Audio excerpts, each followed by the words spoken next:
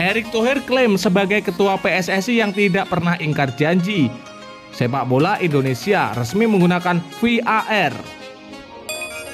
Marcelino Ferdinand mengamuk usai tak diturunkan oleh klubnya di Belgia dan beri kode untuk balik ke Indonesia dan membela timnas Indonesia menghadapi Piala Asia U20.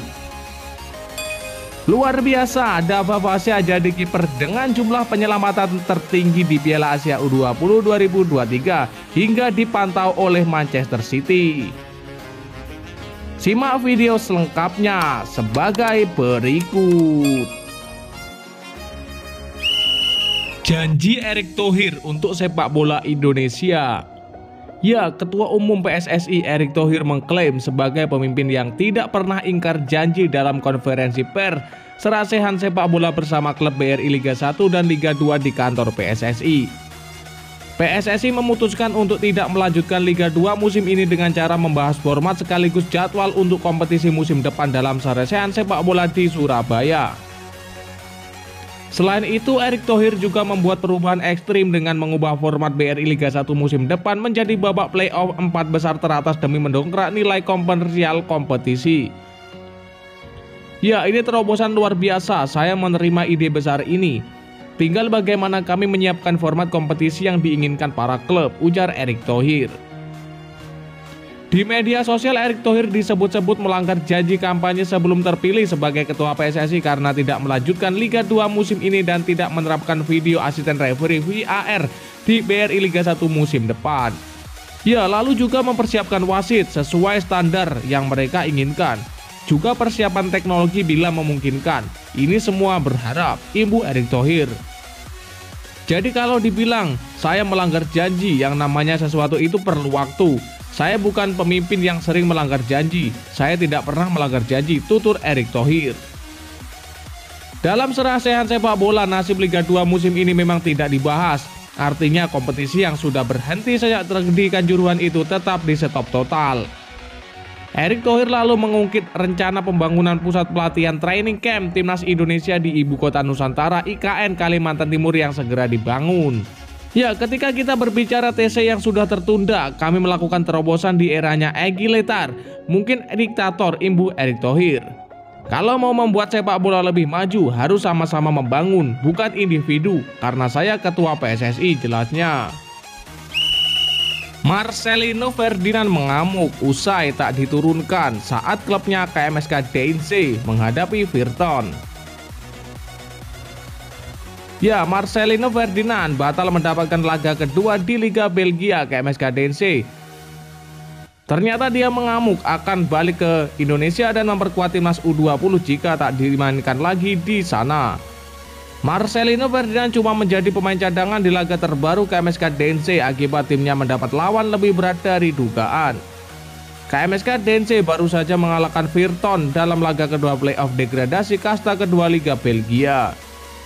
Laga tersebut berlangsung 1 jam setelah timnas Indonesia U20 mengalahkan Suriah dengan skor 1-0 di Piala Asia U20 2023. Saat Indonesia cuma bermain dengan Ahmad Maulana Syarif dan Marcelino Ferdinand di lini tengah, Marcelino memilih menempa diri di DNC.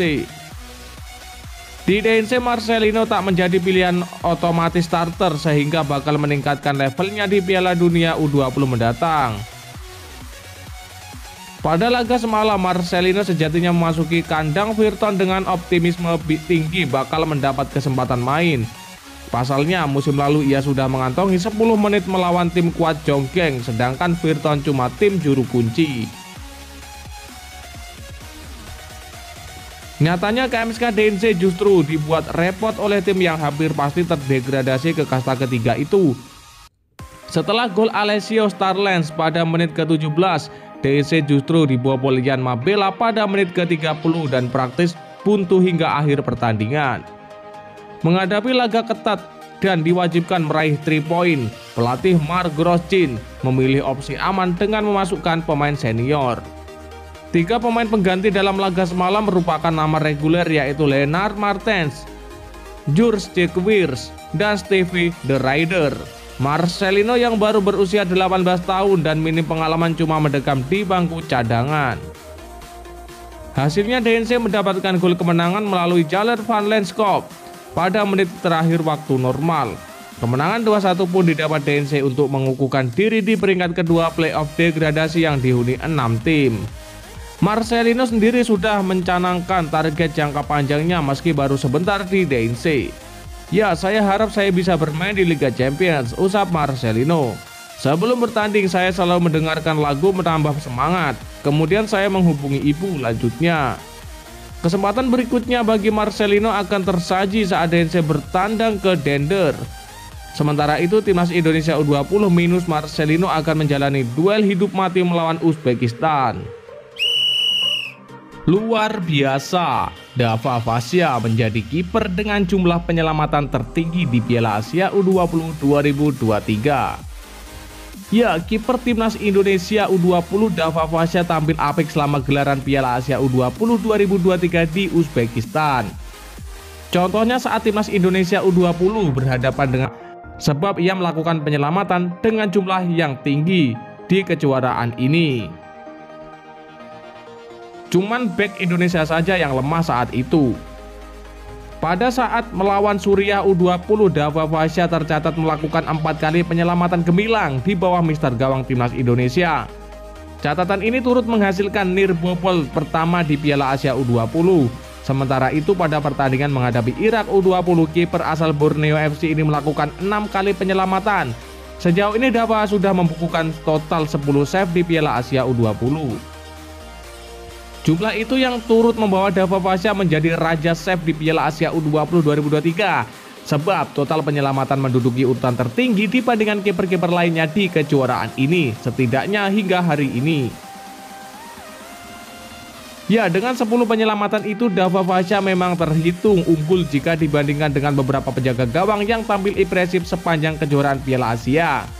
Di urutan kedua misalnya ada kiper timnas Irak U20 Hussein Hassan yang sudah membukukan 9 save dari 2 penampilannya di Piala Asia U20 2023. Lalu untuk urutan ketiga dan keempat diduduki oleh kiper Cina U20 Li Hao dan kiper Australia U20 Jack West Kakui. Keduanya sama-sama membukukan 7 penyelamatan di kejuaraan ini. Dava Fasya Sumawijaya memang sejauh ini masih menjadi penjaga gawang pilihan utama Sintayong di Piala Asia U20 2023. Penampilan impresifnya di turnamen mini internasional lalu memang menjadi alasan yang cukup kuat buat Sintayong untuk menggeser Cahya Supriyadi. Dava Fasya tentu diharapkan bisa terus tampil klinis untuk menjaga gawang timnas Indonesia U20 dari kebobolan, terutama saat berjumpa Uzbekistan U20 pada laga pamungkas grup A Piala Asia. Ya, dan lantas bagaimanakah menurut pendapat kalian? Silahkan kalian tulis di kolom komentar.